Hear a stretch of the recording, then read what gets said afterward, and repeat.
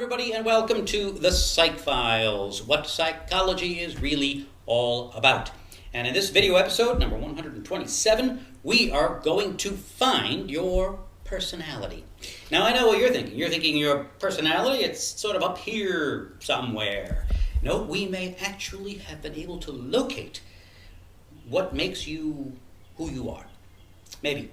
Now, a couple years ago, I was talking to a colleague about this, Dr. Joel Newman, and we were just kind of talking, and he says to me, you know, the things that psychologists talk about, like your self-esteem, I mean, where, after all, is your self-esteem? I mean, is it like down here 2 inches and back 3 inches? I mean, where is it? Or is it spread out all over your, your brain? Is it somewhere between your synapses? What makes you you? Well, now this, of course, big question. We've been looking at this for years. And in fact, a couple of days ago, I was at a business meeting. And so there I was, the typical setup, lots of chairs around tables, and very businesslike. And then I ran into this. This was a poster on the wall. And what is it? Well, let me give you a somewhat better image. Looks something like this. This is Phrenology. Of course, this is about as symbolic of psychology as pictures of Freud or pictures of ink blots. Okay, Phrenology. Now, quick question: who was this that developed Phrenology, or what he called craniology at the time? Francis Gall. So I got a little. Let me switch over to my. There we go.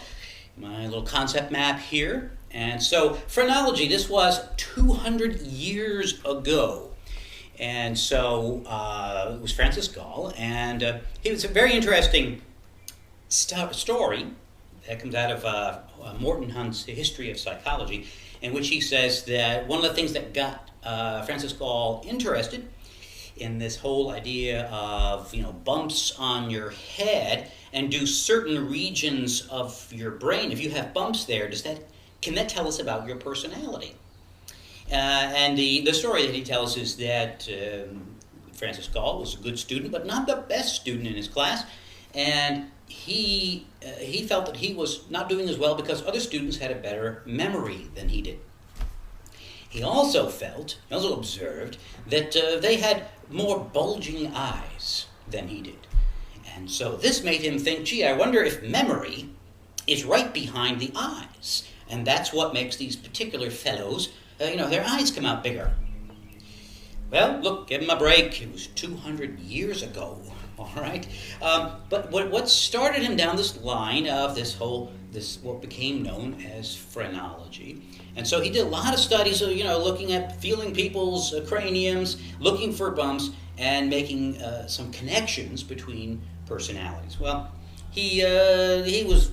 the research wasn't so good, and it didn't really pan out quite as you might expect, but it did get people thinking about localization, all right? Brain localization. Are there parts of the brain that are responsible for specific things? And so who follows up from Gall is Pierre Florenz. Let's see if I can zoom in on my image there, Pierre Florenz. Let's see if I can try to move me over here. Let's see. Here he is right over here. Oh, there we go. So he didn't like Gall's research, and he said he knew it was kind of sloppy, and so he decided to work with pigeons and rabbits and do something called extirpation, which sounds a bit like a game I used to play when I was younger. Extirpation, and it sort of stands for almost like the game itself, the game being Operation, because what he would do is he would remove, the logic being here, if I remove parts of the brain and then watch to see what happens to the animal, whatever they can't do must have been what that part of the brain did, was responsible for. So he actually was able to find some things, like the cerebellum seemed to be involved in balance. Some of the higher order functionings, some of the animals would lose their, what he referred to as their motivation, if you removed parts of the cortex. So he was a little better able to find that there was indeed some localization. but nothing like what Gall was suggesting with these very specific areas on the skull. All right, so who follows him up? A couple of names that you really would know if you study psychology, and that would be Paul Broca. Okay, everyone remembers Broca's area and perhaps Wernicke's area. These are two areas of the brain that deal with speech. And what Paul Broca found, he worked with an individual who had problems speaking correctly. And Wernicke, Carl Wernicke, an individual who had difficulty understanding speech. And so they, when these patients died, they were able to find that there were parts of their brains that were not fully developed or that were damaged. And so they located these areas. So let's go take a look at those areas, and then I promise we will return and we will find your self-esteem, or maybe just your personality. So I'm going to switch over to a very cool program. It's called Brain Voyager. It's pretty cool. It is free. And we'll have a link to it on the website. So this is, of course, the Mac version. It's Windows as well. And allows you to explore the brain. Allows you to go right into the brain. Now, here's your head.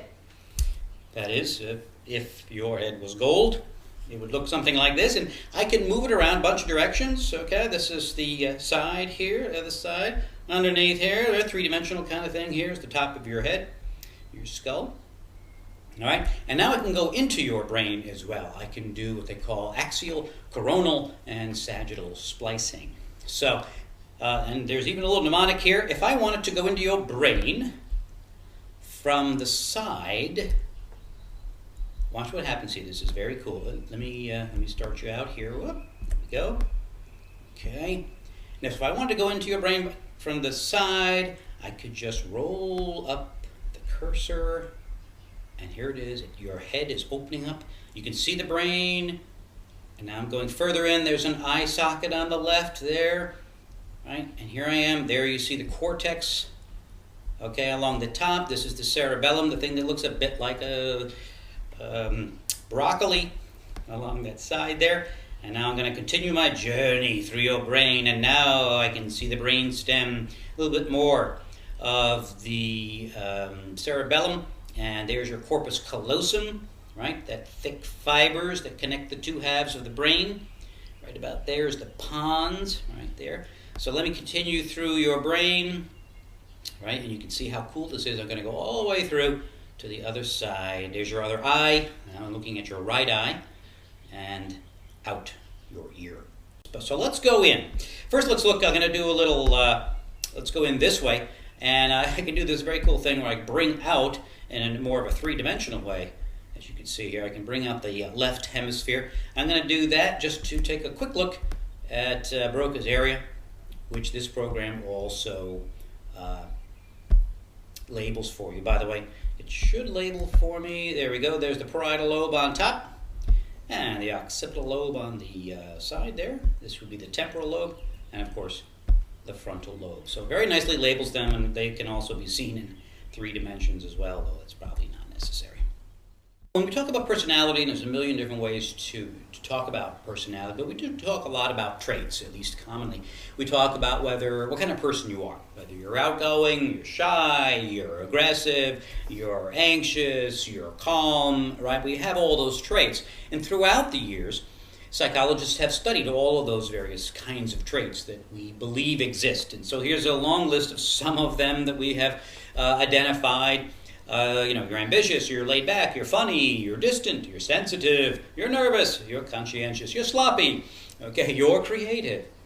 So we've got a bunch of personality inventories, the most famous of which, the Minnesota Multiphasic Personality Inventory.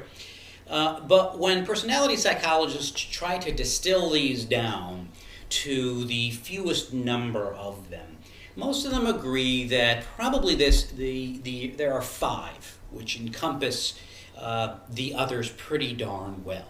So it's gotten a lot of support. And so this big 5, they call them, now that's how much support we have for them. What are they?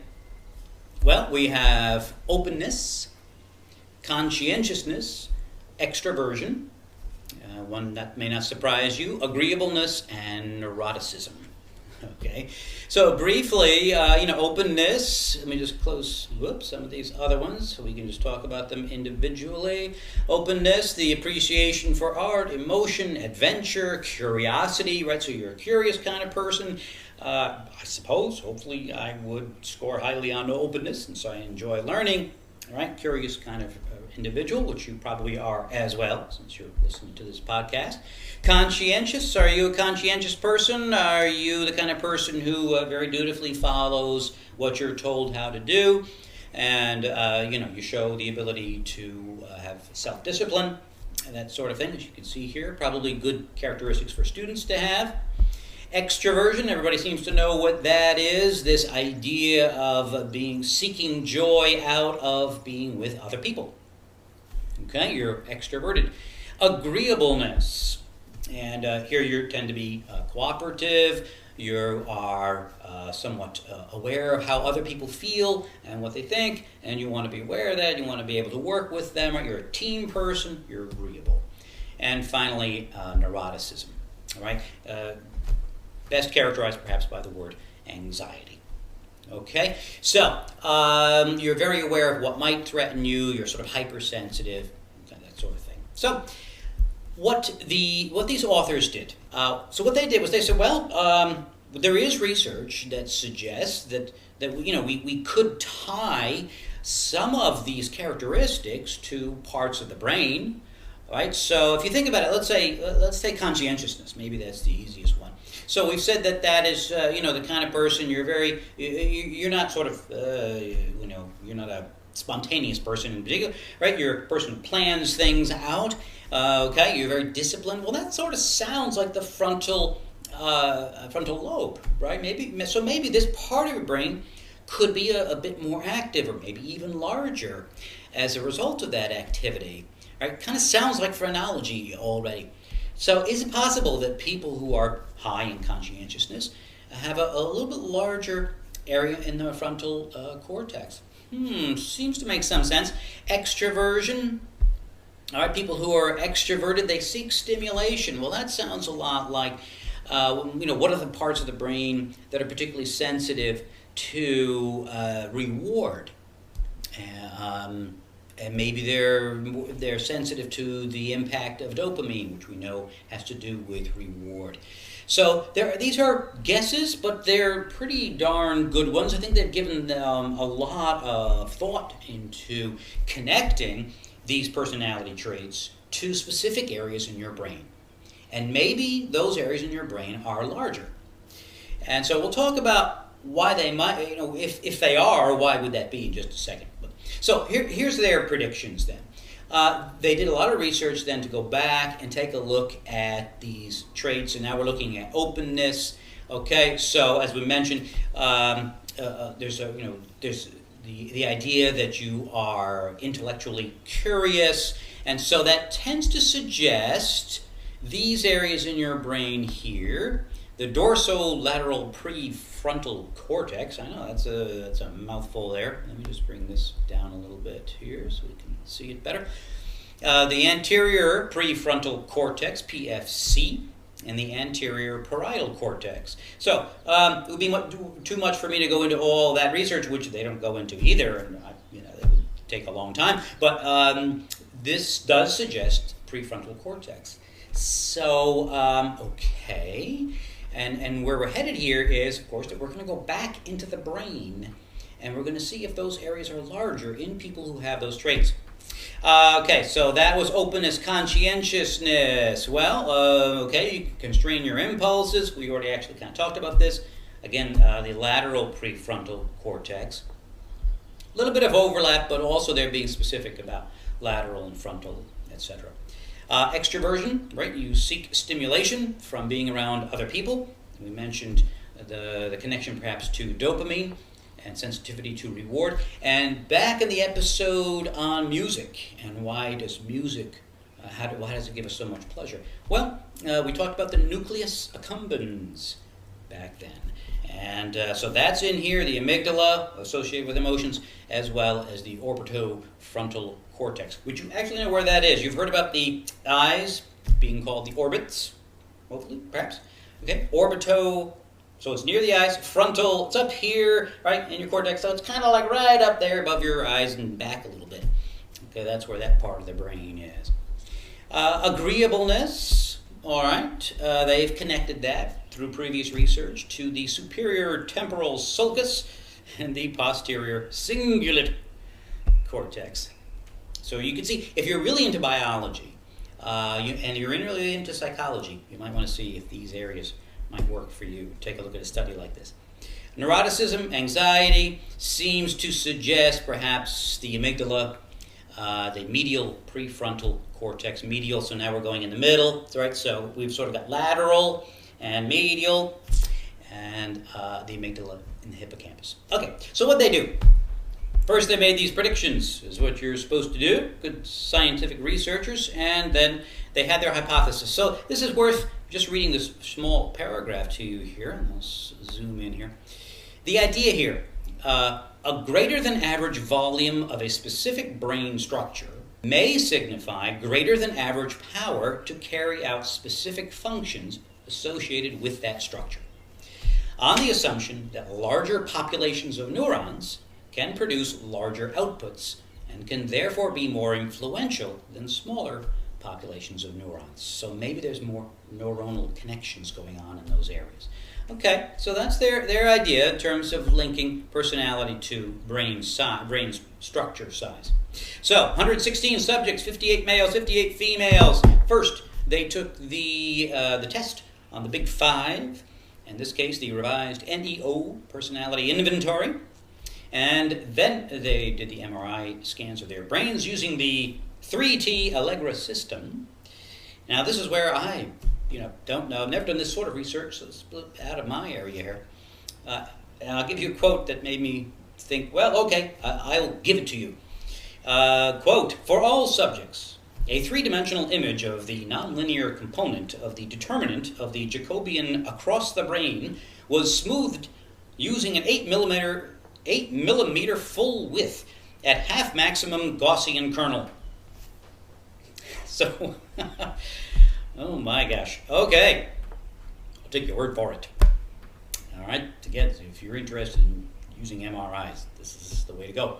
So, did they find evidence? Yeah, they did. They did find evidence to support some of these hypotheses. So let's go back to our gold head and go into that anonymous person's brain and see exactly where these personality characteristics are found. Let's go in nice and slow now. Here I go, I'm going in. Now I'm looking for your extroversion. That is supposed to be, let's see, in the orbitofrontal cortex, right above the eyes. Okay, and so there is your eyeball. You can see that right over there. Medial orbitofrontal cortex. All right, so sure enough, right about here, the orbitofrontal cortex, that area was larger in individuals who scored highly on extroversion. Okay, how about, let's take another one, conscientiousness. In order to find that, I'm going to bring out your left hemisphere. I can actually get rid of a lot of your head. There it is, there's the left hemisphere all by itself. Okay, 3D glory. All right, now I'm looking for middle frontal gyrus. So let me just see, I can bring up all the gyri here. So that would be middle and front, probably somewhere around here. That's the superior frontal gyrus. So it must be right behind middle frontal gyrus. There it is. Okay, so in fact now I think I can bring your head back. Let's see, yeah, there it is. There's your head. So we had already talked about the extroversion being right down here. Right, so we talked about that being your extroversion area. So this red area is more where conscientiousness. Score high in conscientiousnness, a little bit larger brain function here, brain volume here. Okay, all right. These, by the way, there were a couple of other parts of the brain involved in this. I'm not going to go into all of them. Take too long. Okay, how about agreeableness? Where is that in the brain? Well, let's go back in. Okay, so here I am, and let's see if I can find, and as I said, I'm looking for the superior temporal, okay? So temporal, it's going to be on this side right here, your temples, right, temporal. Sulcus, the sulci are the sort of like the fissures, right? And the gyri are the tops, right? So gyruses, you might think of those because gyruses are round, right? They're spinning things. So it's they're the top. Sulc, you know when people sulk, right? You get down in there, sulk like little kids do. So it's got to be one of these little lower areas, and I'm looking in the temporal area, superior temporal sulcus. Okay, I had practiced that, so I knew. Okay, but there it is. And so if you're a conscientious person, tend to have a little larger superior temporal sulcus. All right, let's talk about neuroticism. Okay, so here we are looking at the left hemisphere. But this time, let's take a different look. I think we've spent enough time with the hemispheres from this point of view and the gyri and the sulci. So what I'm going to do, I'm going to take a different view of the brain. I'm going to go in from the top. So that's called axial slicing. Let me just make sure. Okay, now I'm going to go down. The hippocampus is associated with neuroticism in that, according to the researchers here, that there's actually a lower volume. So let's go down into your brain from the top down here. Let's see if I can go in there. Oh, here it is.